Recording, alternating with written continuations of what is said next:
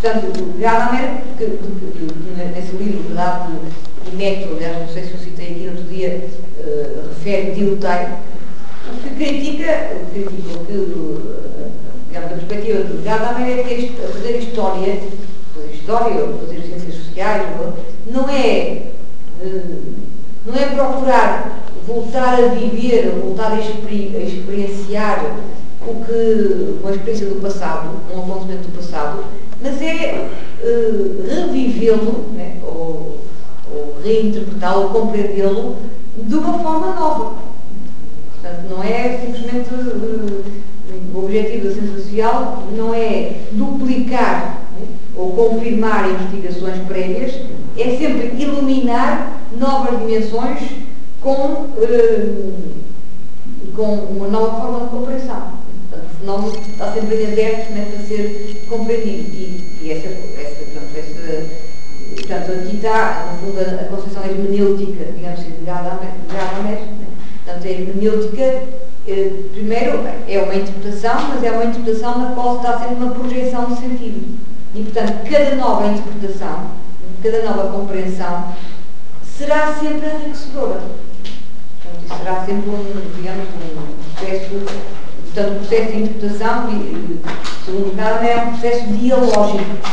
É um processo de diálogo, o intérprete, portanto, seja ele o historiador, o cientista, o sociólogo, está sempre em diálogo com os acontecimentos do passado. Portanto, as ciências humanas são realmente formas de autoconsciência histórica, mas de uma autoconsciência, isso já o dizia Dilthey, a melhor forma que a racionalidade histórica era a melhor forma de se conhecer a si mesmo, mas aqui é uma autoconsciência que está sempre que não exprime verdades objetivas sobre o comportamento humano ou sobre as ações, mas vai exemplificando as várias fases, digamos assim, da vida do comportamento humano, numa compreensão, na compreensão que uma cultura tem de si mesma. Aquilo que eu sei hoje, aquilo que eu posso interpretar hoje, que eu posso compreender hoje da vida, sei lá, do Antigo Egito ou do Antigo Roma, não será evidentemente o mesmo que não será simplesmente reduplicar ou confirmar aquilo que realmente viveram e experimentaram no Antigo Egito, mas será ver o Antigo Egito a partir, portanto, numa compreensão a partir de uma cultura que se compreende a si mesmo. É a partir sempre de um ponto de vista. Bom, portanto, isto é a posição de Gadamer, portanto, em relação à sua hermenêutica. Claro que a posição de Gadamer é criticada por exemplo, por Apel, que era o texto que eu estava a servir, Apel está constantemente a criticar Gadamer, porque para Apel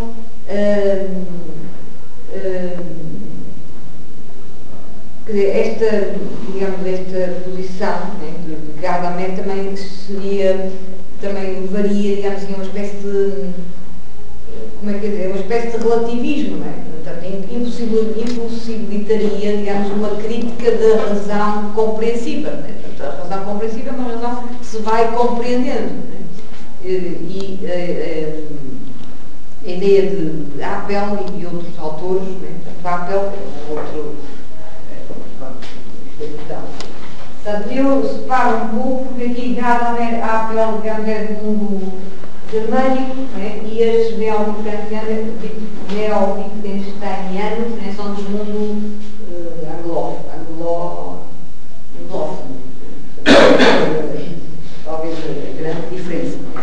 Apel propõe exatamente uma pragmática transcendental, uma crítica da razão, portanto,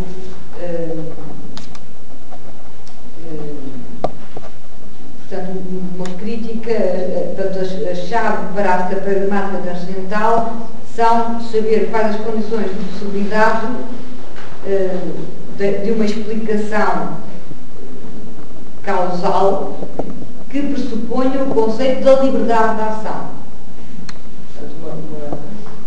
Portanto, a pergunta é como é que é possível a ação livre e como é que é possível explicar racionalmente uma ação livre.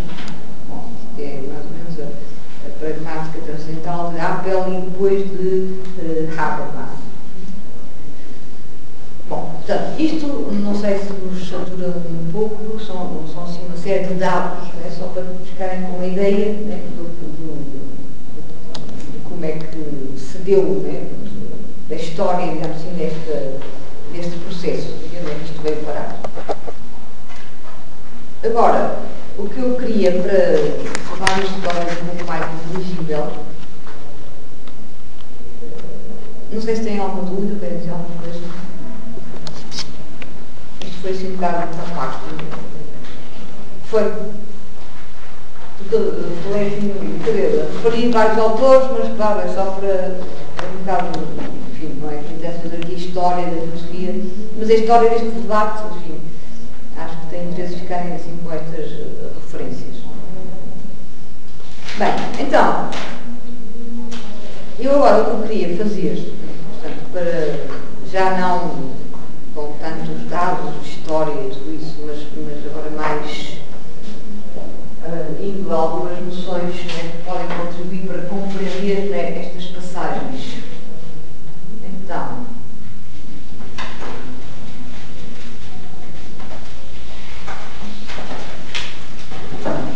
noções que podem ajudar a compreender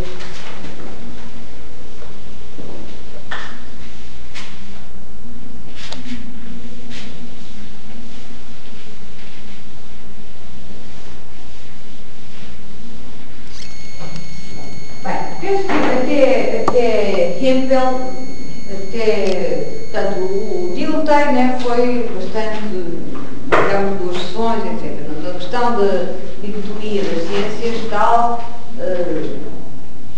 penso que está, não temos assim, mais nada a dizer, né, portanto, e depois com Hempel, essa proposta de voltar a unificar os saberes, etc. Portanto, a questão das ciências, né, da metodologia das ciências, enfim, vamos deixá-la um pouco, para agora nos pensarmos, né, mais em algumas noções, né, que ajudam a compreender melhor esse grande debate entre a tal explicação e compreensão.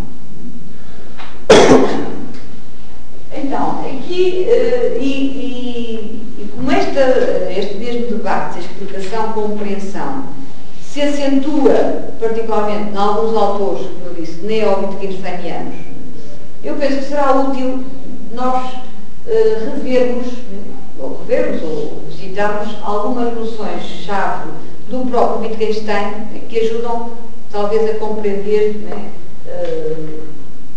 este percurso, né, o mundo da filosofia. E vou deixar também os autores dos alemães, Gadamer e Appel, portanto, vou concentrar mais no debate de explicação e compreensão nos neo-Wittgenstein a partir de Wittgenstein. Bom, então, a primeira ideia da qual partem muitos destes autores que se referiam a Wittgenstein é a noção de jogo de linguagem. Não sei se vocês já tiveram a oportunidade destes modos de ter alguma noção de Wittgenstein, da noção dos classes, já. O ano passado, no censo do Cultura do Mena Moda. Quem cá esteve? Quem cá esteve? Então, muito rapidamente, eu vou dizer, se tiverem alguma dúvida, uma das ideias, uma das teses, básicas do Wittgenstein, do segundo Wittgenstein, portanto, do Wittgenstein, não do Tratados, mas a partir das investigações filosóficas, etc., é esta noção do jogo de linguagem. O que é que muito sinteticamente, o que é que Wittgenstein quer dizer com esta, portanto, é uma metáfora, né, jogo de linguagem.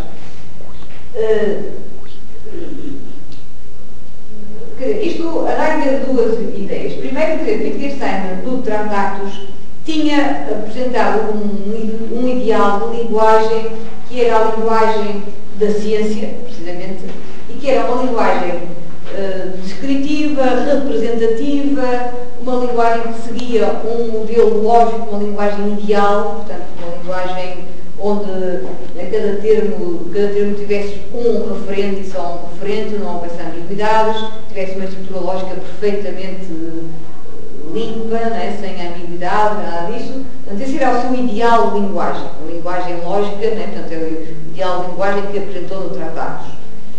Depois, né, portanto, já nas investigações filosóficas e em alguns textos da transição, Wittgenstein dá-se conta que esse ideal da linguagem, né, que ele tinha anteriormente forjado, era um ideal que assentava essencialmente numa relação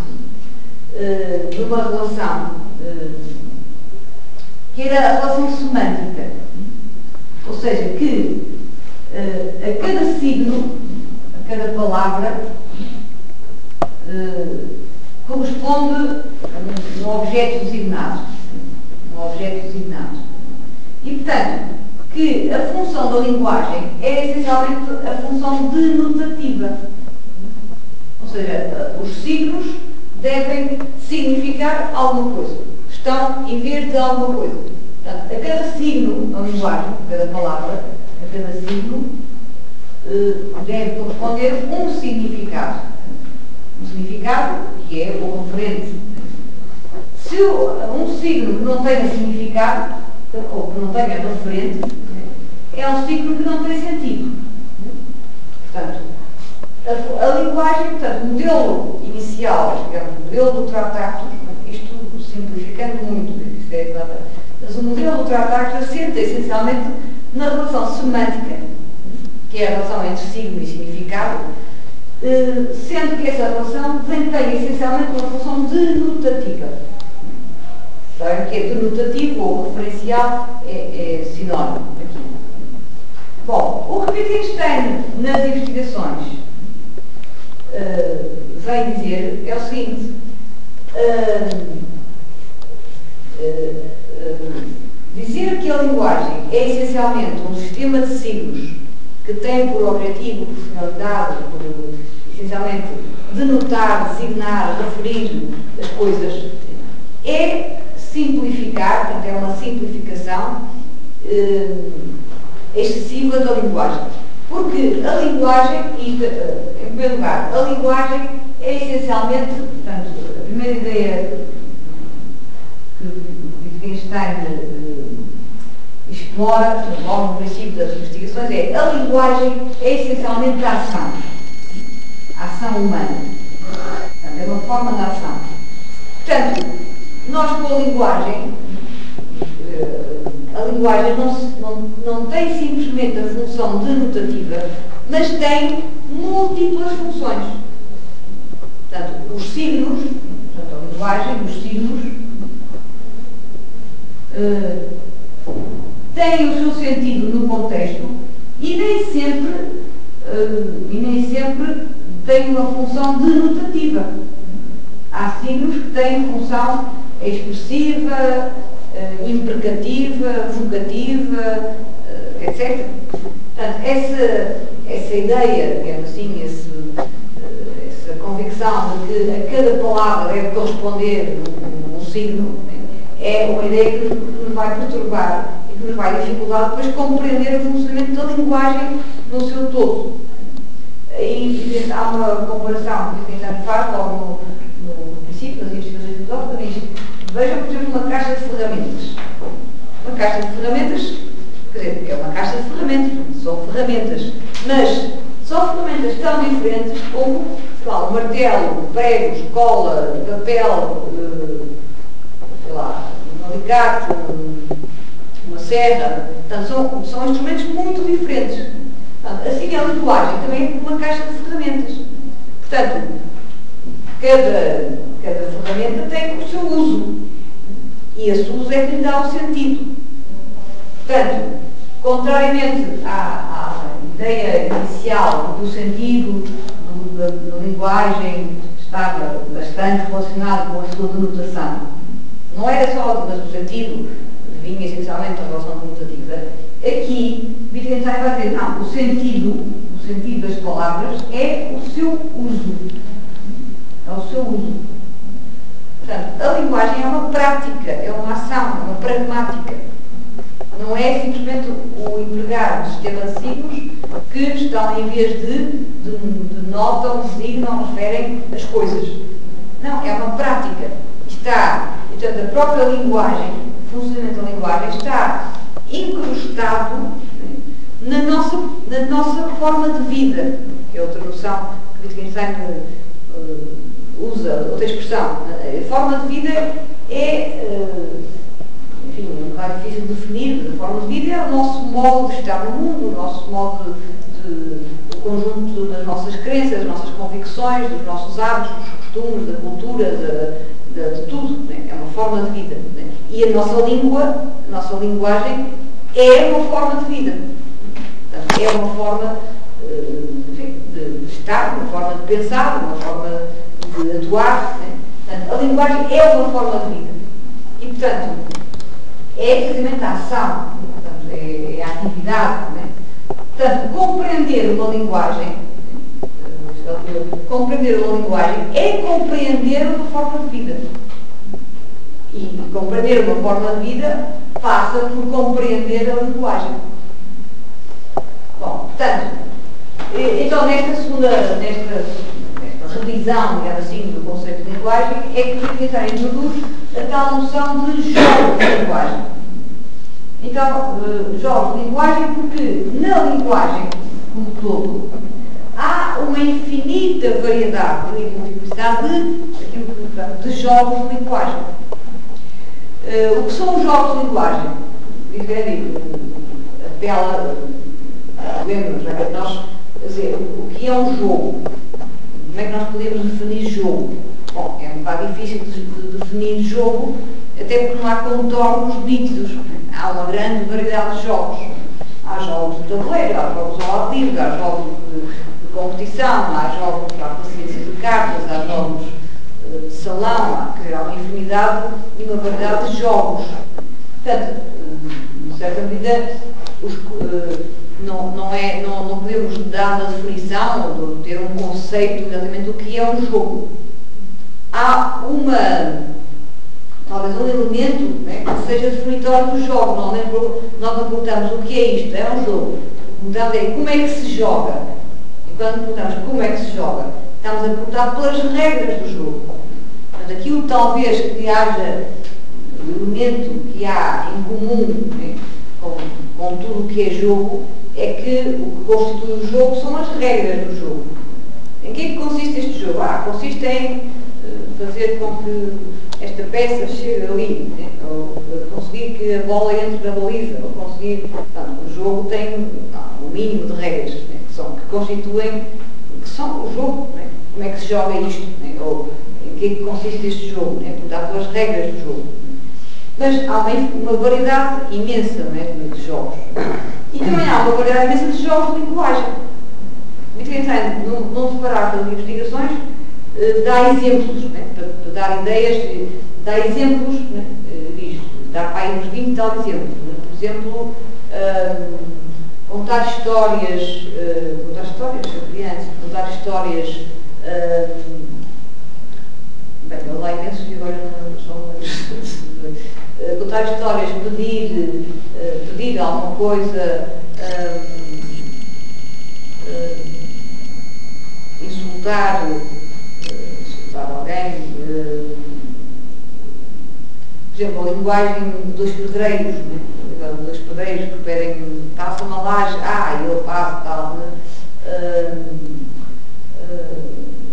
Dá mais exemplos, há uma série de exemplos, rezar, contar, descrever com toda a minúcia um quadro, uma coisa à nossa frente, né? Então, são diferentes jogos. Cada palavra, cada signo ganha sentido, quer dizer, o que lhe dá sentido é o seu uso. Portanto, não podemos dizer que o que dá sentido a uma palavra é aquilo que ela refere. Não, porque no jogo, nessa variedade de jogos, estamos a ver que muitas vezes palavras não temos que estar a procura por aquilo que ela refere. Há palavras que têm sentido no seu contexto. Né? E nós não perguntamos. Bom, E é com base nisso que os cidadãos fazem uma série de críticas, uma série de expressões que nós interpretamos mal, etc. Mostra como aquele ideal da linguagem inspirado na relação semântica, exclusivamente denotativa, nos leva a pensar sempre que quando dizemos qualquer coisa estamos a significar algo, temos que procurar sempre algo que está por trás da palavra. Não, temos é que procurar a intenção com que se diz o que se diz. A intenção, o que é que quero dizer, o que eu quero dizer, no sentido, que papel é que isto desempenha, né, no contexto do meu comportamento. Portanto, temos que olhar para o comportamento linguístico e não para o sistema de signos, né, em abstrato, e os correspondentes significados. Bom, portanto, esta noção de jogos de linguagem marcou uma viragem, marcou uma evolução, digamos assim, em toda a filosofia da linguagem e que tem como repercussão, vamos ver, tem repercussões na própria filosofia em geral, que é uma passagem, portanto, isto é a noção dos jogos de linguagem, há uma passagem digamos assim, da filosofia da semântica, ou seja, da consideração, podemos dizer, da consideração, até certo ponto, racionalista, né? Racionalista da linguagem. Portanto, a linguagem como um sistema de signos coerentemente, né? Que refletem, portanto, aqui na semântica há um bocado a ideia de que a linguagem é como um espelho. Um espelho no qual se reflete a realidade. E, portanto, há uma relação entre portanto, este espelho, o espelho que é a linguagem, reflete a realidade e, por sua vez, também reflete o pensamento. Portanto, pensamento, linguagem e a realidade estão numa relação especular. Portanto, o pensamento espelha-se na linguagem e o pensamento espelha a realidade. Portanto, esta relação, no caso racionalista, a linguagem como um espelho no qual vai se transformar, há portanto aqui uma transformação, digamos assim, da filosofia, numa noção da linguagem, não como um espelho comum, mas da linguagem como instrumento, um instrumento ou como ação,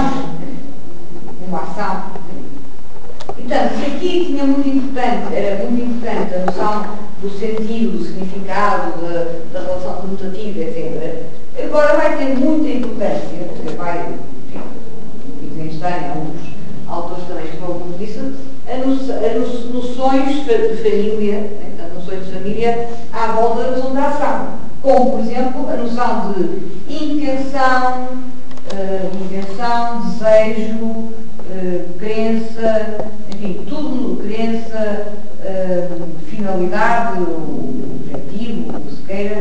Portanto, noções, digamos assim, que estão interligadas, são como uma família de noções que se centram na noção da ação humana. Portanto, a linguagem como uma forma de ação. Bom, isto levou, já o próprio Wittgenstein, depois dos seus pós-wittgensteinianos, levou digamos, a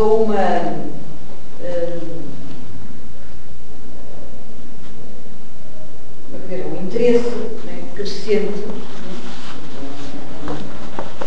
pelo tema da ação humana. Digamos que há uma atenção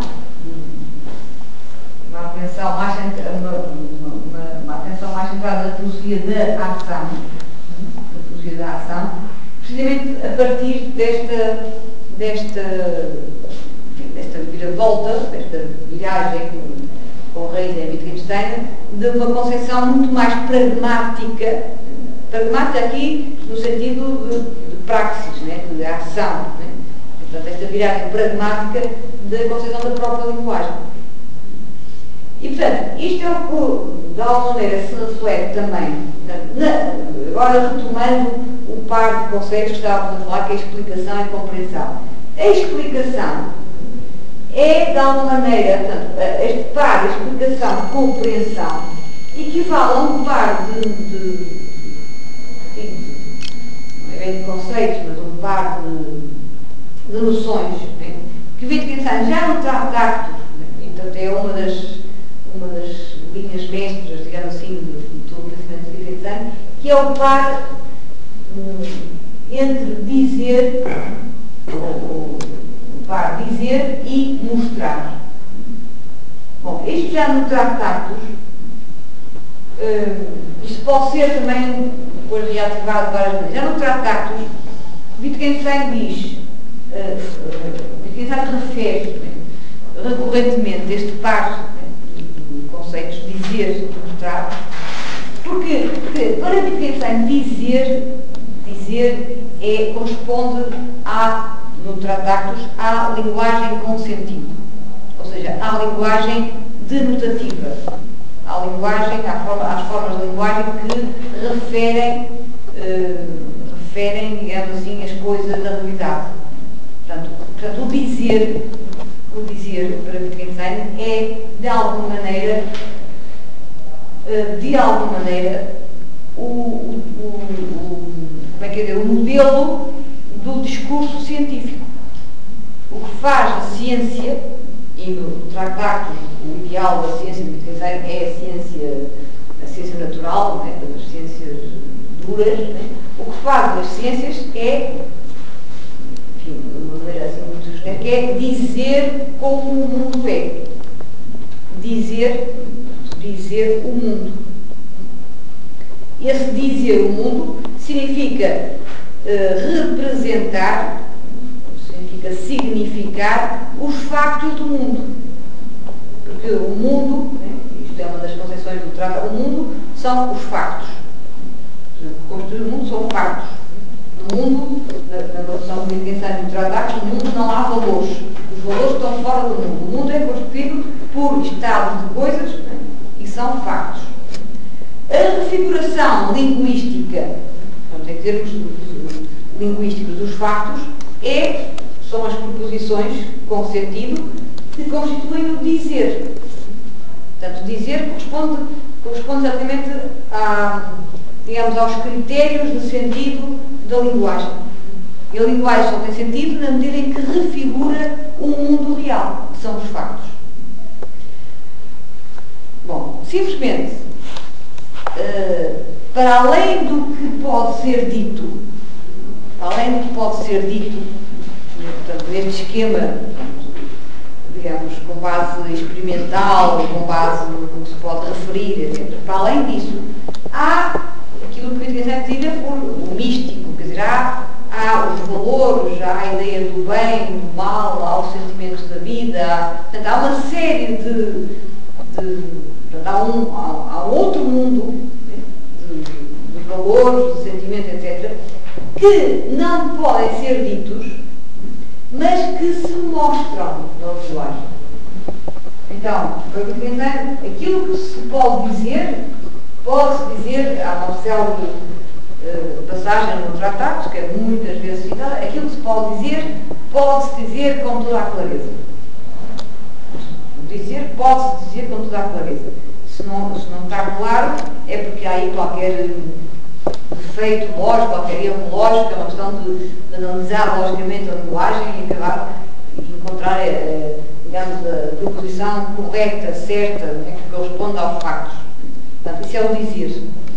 Portanto, talvez dizer, de alguma maneira, neste par, o dizer, poderíamos, se continuássemos a pensar aos pares, desculpa lá esta, estou a preencher um quadro de coisas, se continuássemos a pensar assim um bocado aos pares, podemos dizer que o dizer está do lado do explicar, e está do lado daquilo que seria, digamos, a linguagem, o discurso próprio das ciências naturais. Grosso modo. O mostrar é aquilo que, portanto, para Wittgenstein, no Tractatus, por exemplo, as proposições da ética, não são propriamente proposições, que não dizem nada. Quando ele diz que não dizem nada, o que significa, o que ele quer dizer é que não dizem porque não estão a refigurar factos do mundo. representam factos do mundo, né? São os juízos de valor, são a expressão do sentimento, de uma valoração ética, etc. Não dizem propriamente, mas mostram, aquilo que se mostra não pode ser dito, mas pode ser mostrado. Portanto, este par de dizer e mostrar, que é um tema, temas, enfim, mais recorrentes e mais conhecidos do pensamento de Wittgenstein, de alguma maneira, aqui vem se alinhar, de alguma maneira, mas vem se alinhar em todo este problema que temos estado a tratar, né, na heterogeneidade entre o discurso das ciências naturais versus o discurso das ciências humanas, sociais, etc., ou do espírito, não quero dizer, né, individual, por exemplo. Portanto, este par vem alinhar com isto, o discurso das ciências naturais e o discurso das ciências humanas. O discurso das ciências humanas, na medida em que trata do humano, da experiência humana, da vida humana, do comportamento humano, né, não é um discurso que se possa dizer, porque não é um discurso que se limite a refigurar factos, a representar factos, não é um discurso que se limita ao fáctico, mas é um discurso que normalmente envolve valores, interpretação, compreensão, etc. E, portanto, estaria mais na linha do mostrar. Portanto, eu vejo que este par de origem wittgensteiniana, de alguma maneira, prolonga, continua, digamos, esta linha deste problema, né? Portanto, do método das ciências naturais, método das ciências humanas, discurso das ciências naturais, discurso das ciências humanas, portanto, o dizer e mostrar do Wittgenstein, que dá origem à heterogeneidade, né? Portanto, à diferença entre o explicar e o compreender, que também tem origens tanto no dizer e mostrar, como nas fórmulas do Tractatus, né? Em que Wittgenstein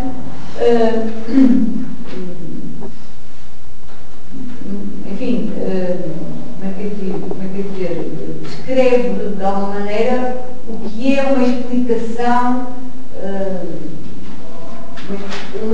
das ciências.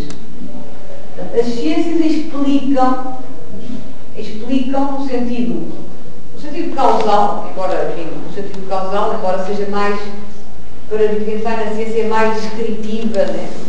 Portanto, é uma descrição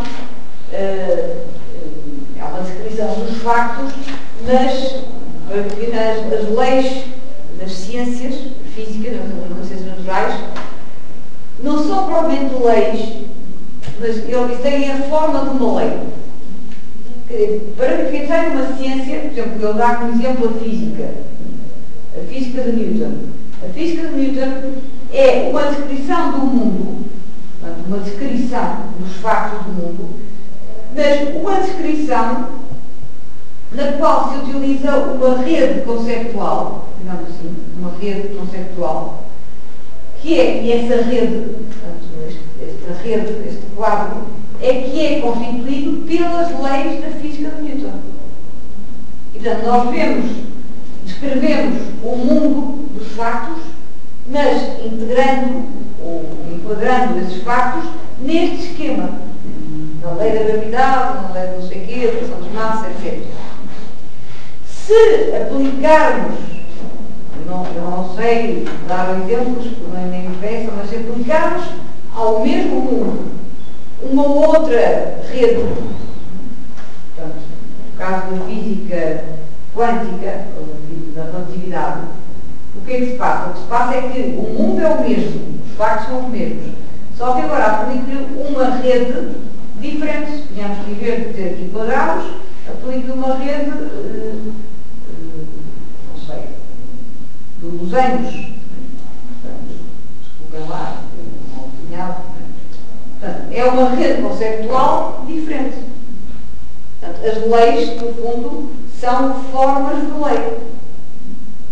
Portanto, a explicação tem um caráter descritivo sobre certos, digamos, esquemas conceptuais, que não são bem conceptuais, porque este é um conceito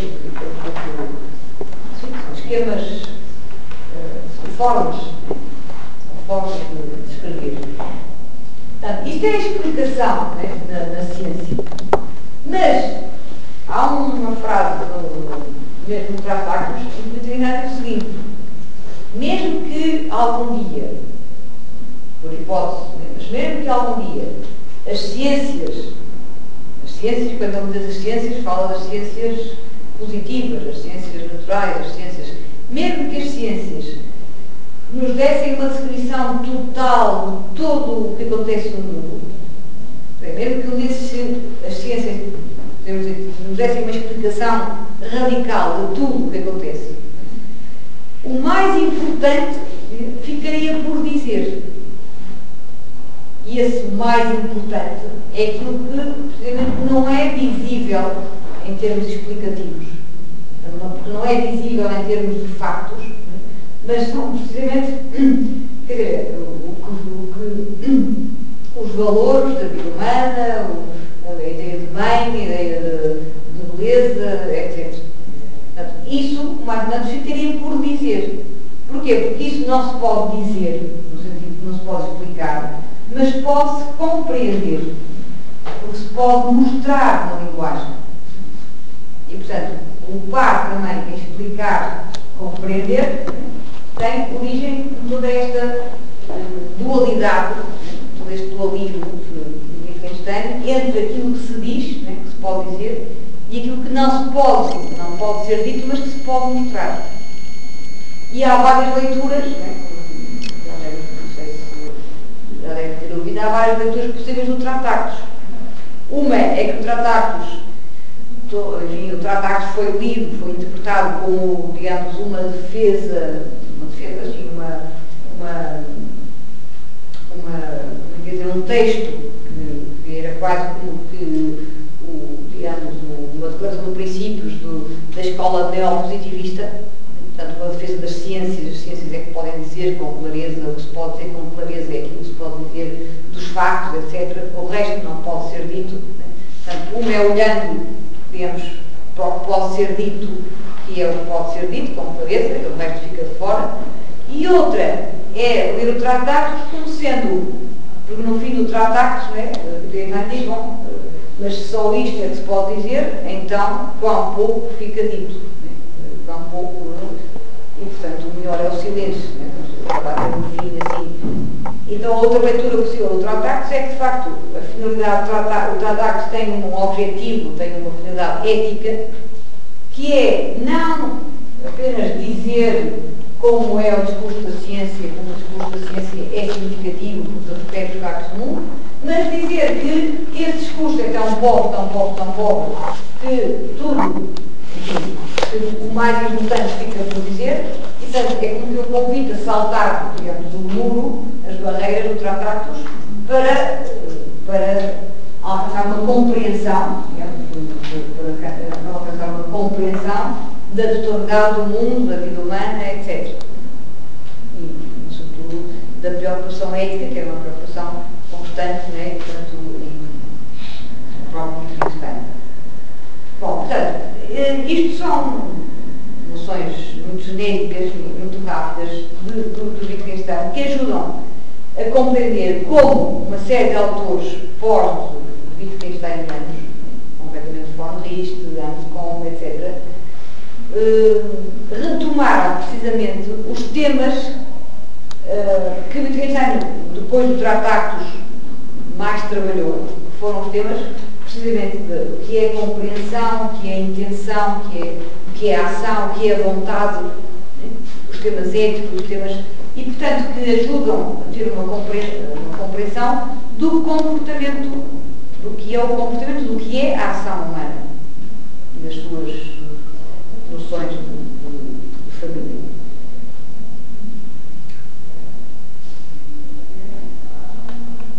Pronto, e isso deu, portanto, por um lado deu origem a toda essa proliferação de interesse, né, pela própria ação, em muitos autores, não só nestes que eu disse aqui, do neo-wittgensteinianos, mas hoje em dia a própria filosofia da linguagem, a filosofia analítica, a filosofia que se preocupa muito com a linguagem, hoje em dia está muito, também houve uma viagem para a pragmática, com a introdução, por exemplo, um outro autor porto-vitro-canistaniano, que introduz a noção dos atos da fala. Já ouviram falar dos atos de fala, Austin e Sullivan.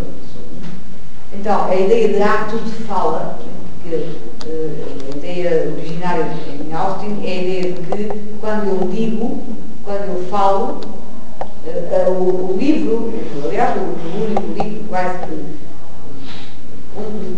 um dos dois livros que Austin publicou chama-se How to Do Things with Words. Como fazer coisas com as palavras. É a ideia de que com a linguagem eu não me limito de maneira nenhuma a descrever, a significar o mundo, mas com a linguagem eu faço, é uma forma de agir, então eu descrevo uma série dá uma série de exemplos, por exemplo, quando eu prometo, quando eu, as declarações que eu faço, sei lá, promessas de compra e venda, enfim, uma série de coisas que realmente se fazem com a linguagem, que as palavras fazem. E depois Searle, que continuou, digamos assim, portanto, deu continuidade a essa noção introduzida por Austin para fazer toda uma taxonomia de atos de fala e toda uma teorização sobre os atos de fala. E isso levou também a um interesse crescente sobre a pragmática da linguagem. Portanto, a pragmática da linguagem como pragmática, como uma forma de ação. E a partir daí, digamos, a partir daí, ou quer dizer, concomitante a isso, portanto, uma aproximação, esta aproximação entre linguagem e ação, levou também a um interesse crescente pelo discurso da ação. O discurso da ação, que é o modo como eu exprimo, digamos, estas noções da ação, intenção, desejo, fidelidade, etc. Bom, isto, portanto, é um percurso, isto foi um percurso que eu fiz sobretudo para explicar, para contextualizar estes últimos autores neocanistanianos que continuaram. Não sei se hoje entendeu-se este percurso assim tão alargado. Entendeu-se?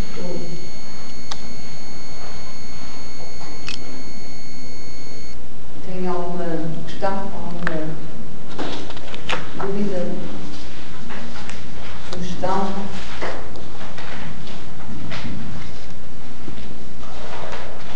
Quando foi o estudo da Habermas, que vai seguir ali no hotel, é pela transformação do lado de ser, não é?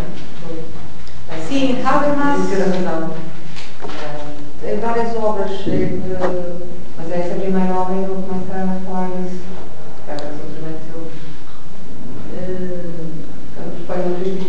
A teoria da ação comunicativa? Não. Transformations of the Ser, portuguesa.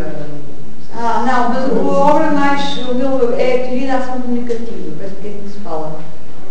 Que é assim que se fala, que é assim que se chama. Não lembro agora o título em alemão, não tem aqui. Habermas. E depois tem escrito, bem, a Habermas continua a publicar abundantemente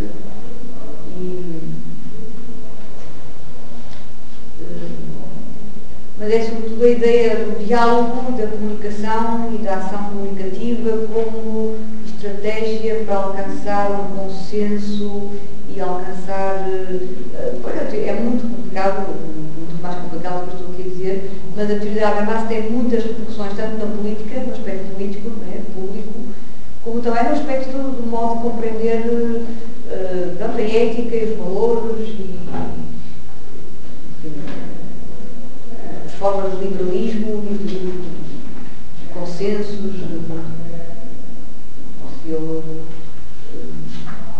mas a ideia, mais ou menos, uma das ideias bases que nos interessa aqui de Habermas é que o diálogo, digamos, a comunicação, digamos,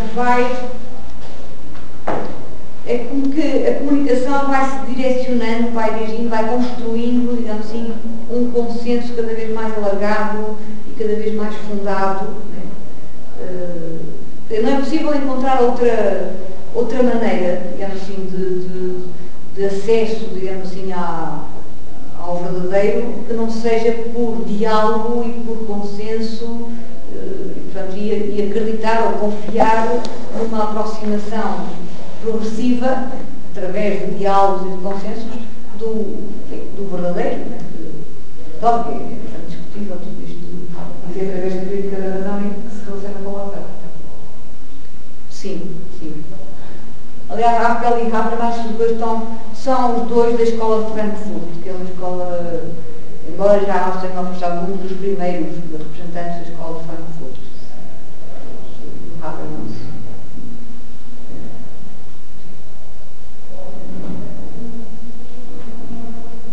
E este texto que eu estava a usar, portanto, além do texto de von Rist, que eu só citei, e o texto do Apel também tem um livro, no qual tem aqui umas fotocópias, que se chama precisamente Understanding and Explanation, e que tem como subtítulo a Transcendental Pragmatic Perspective, uma perspectiva transcendental pragmática. Portanto, ele encaminha tudo isto, toda esta questão, né, da compreensão e da explicação, para a sua perspectiva, né, que é a perspectiva transcendental pragmática, que é uma espécie de, como é que é dizer, de encontrar as condições de possibilidade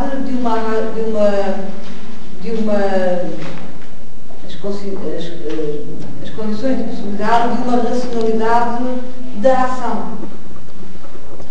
De maneira assim muito esquemática, né, muito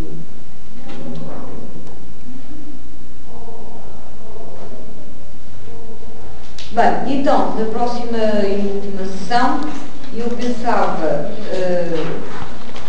para acabar com esta questão vão servir de um outro pensador, né, que não é que esteja totalmente misturado nisto, mas também está, que é o Paul Ricoeur. Aliás, não tem uma linha, né? Lembram-se de falar do texto à ação,